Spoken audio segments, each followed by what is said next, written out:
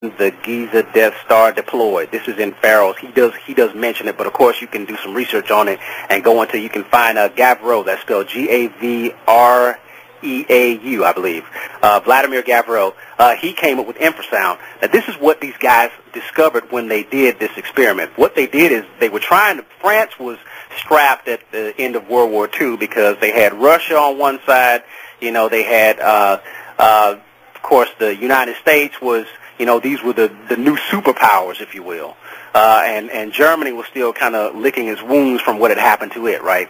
So what was happening was France needed a cheap way to come up with a weapon whereby they could, before they got sound in the thermonuclear department, they needed a weapon whereby they could defend themselves. And what they came up with was this technique called infrasound. Now, what Gavreau discovered with his colleagues was that if they took sound and vibrated it low enough at these extremely low frequencies, they could produce some astonishing effects. They took a pipe, like a pipe organ pipe. They took a pipe, I think it was about 75 feet long and about 6 feet wide, and they set it up on some braces, and they put a blower, they attached a blower to it, and then they tapped into this thing. And what they found was astonishing. The infrasound that came through it put everybody out there in a vice grip. There was a pressure that was pushed against them to the point where they became so disoriented and nauseated that many of them were about to pass out. If one of the scientists hadn't resisted the pain to shut the thing off, they believed the results could have been fatal. Yeah. It took the braces that were holding this pipe up, buckled under the pressure of this infrasound. Oh, my gosh. Yeah. So needless to say, these guys designed some much smaller ones from that point on because they didn't realize what they had with this thing. But infrasound could be used as a weapon. Well, you know, during Gulf War I, there were, I guess, hundreds of soldiers, Iraqis, that just threw up their arms and surrendered. And there was news that came out that indeed they, you know, the military was testing these kind of weapons. Right. You know, voice-to-skull technology or whatever they want to call it. Right. Oh, so they can do this through our televisions now. Oh, yeah, sure. The thing is, if there's the right equipment there, they can fire an acoustic frequency through there. They can cause disorientation. They can cause confusion. They can cause you to go passive. All types of things can happen. Suicidal? Just by these sounds. I'm sorry? Suicidal, too? I do not have the literature on that, but I wouldn't have any problems believing it that there's a way to actually manipulate the consciousness. You know, this is a throwback to the ancient times. You know, whereby they believed by what the Egyptians called the sound eye device. This kind of weapon of mass destruction that it could modify weather, manipulate consciousness, do all kinds of things, all through acoustic frequencies. And it's the same thing that these guys, it seems like with this infrasound and sonoluminescence, they're tapping back into that, right? Yes. So I think that it can happen. I just believe, based on what God has been revealing to me in prayer and what have you, I believe they're already doing it. I think you're right. Yeah, but, it's been kind of underground, and, of course, they're going to get it just right and then release it right when they're ready to release it. But, I have no problems buying into that, and infrasound proves that. But what it also proves, in addition to the fact that, these guys are tapping into something that can be weaponized, is that there's this incredible amount of power that's available through acoustic frequencies. Yes. There's this amazing type of power. There's a theory out there. I don't know if you've heard of zero-point energy and this sort of thing. Okay. Zero-point energy, for those who haven't heard it, is basically the idea that if you take all the energy to 0 degrees Kelvin, if you take the temperature down to 0 degrees Kelvin, then you'll actually tap into a power that is explosive and unbelievable in its implications. It's an enormous amount of power that they'll try to tap into when all energy goes to zero. All right, and that's called zero-point energy. Well, within that school of thought, there's a mathematical, theoretical mathematical school called stochastic electrodynamic theory. And stochastic electrodynamic theory states that when you go to 0 point, You'll tap into it. A guy named Maury King came up with a lot of research that kind of goes into some of the things that are pointing in this direction and some of the math behind it. But basically, when you tap into that, you'll get into this zero-point energy. But what these guys found was something that was very astonishing. And they saw it as an error, but I don't think it is. What they found is when they did the mathematics to kind of calculate electrodynamics, and basically electrodynamics is saying that there is this infinite amount of energy density at any point within the universe. That's going back into the ether again, right?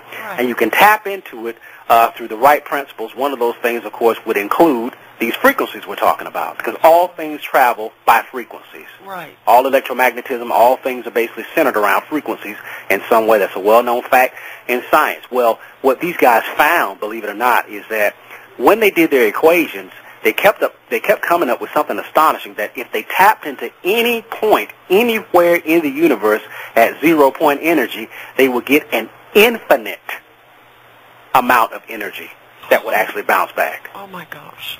Any point, anywhere, any way, anyhow, at any point in the universe, there's an infinite amount of energy that they can tap into at any point, at any type of energy density in the universe. And they said, no, this can't be right. We must have something that's not right. So they did a little accounting trick in their math called renormalization, where they renormalized their equations. Well, I think this is like what the junk DNA was to the living sciences. This whole stochastic electrodynamic theory and this infinite energy point is to the general sciences, whereby they're actually mathematically computing the fact that they're tapping into the energy of the Spirit of God Himself. That's the only way you could explain this infinite variable in tapping into anywhere. We know that God's Spirit is everywhere. Yeah. In Him we live and move and have our being. All things are held together in God. Well, if you tap into God's Spirit anywhere, you're going to get into the infinite or into the eternal power that's available in that Spirit. And I believe that in stochastic electrodynamic theory, they're tapping into it, but they don't realize it. Oh. Or maybe they do realize it and they don't want us to know. Well, you know, that's interesting because one night, several years ago, when Malachi Martin was alive, and he was a guest. Art Bell was interviewing him. Okay. And they were talking about this New Age and all the things that are going on. And Malachi Martin made a very interesting comment. He said, "Oh, Art," he said, "they have almost broken the code. You know, God's code." And, you know, I kind of wonder, like what you just said there, if that is what, you know, what they're aiming for. Oh, yes, absolutely. I think you're right on it. I think that's absolutely it. You know, when you think about what I said about those pyramid studies, and by the way they measured the amount of energy that was being generated by those pyramids, it was measured in decibels. Decibels is how they measure acoustic frequencies. Yes. So that's sound waves again. So apparently the Russians already understood something about the relationship between the enormous energy that's being tapped into in the ether in the pyramids and sound. So they're coupling this spiritual power with sound, this spiritual power with measurements, dimension, and sound. There it is again, sound frequencies, that is. Yeah. So, oh, yes, I think a God code, that's a very good term and a very good way to put it. Yes, they're absolutely doing that. And, you know, like we were saying, they're coming up with these miraculous results. Whether you look at Tesla's results, whether you look at the results of the pyramid research, whether you look at any of these results we're talking about, even with the stochastic electrodynamic theory, they're starting to come up with this thing whereby they're going back into the eternal.